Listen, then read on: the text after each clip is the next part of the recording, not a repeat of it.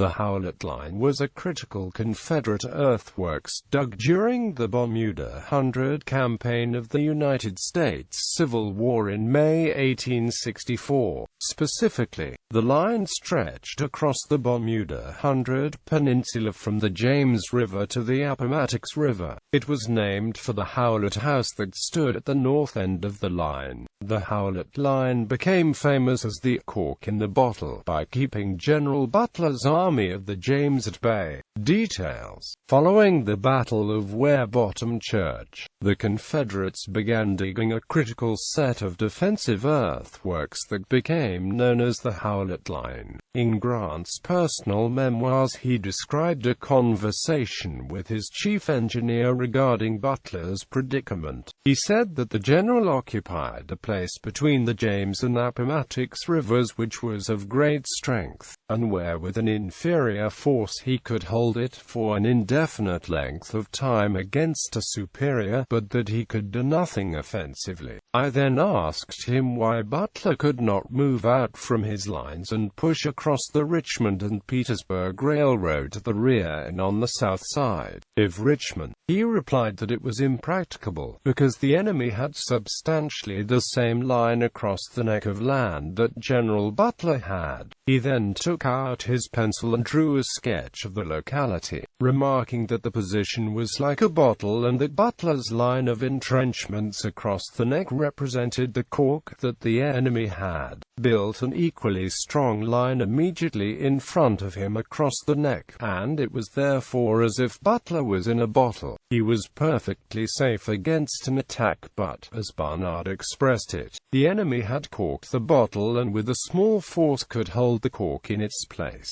During the Second Battle of Petersburg, General Beauregard pulled forces from the Howlett Line to reinforce his defenses. The construction of Confederate fortifications and trenches known as the Howlett Line held Butler in place until they evacuated the position on April 2, 1865.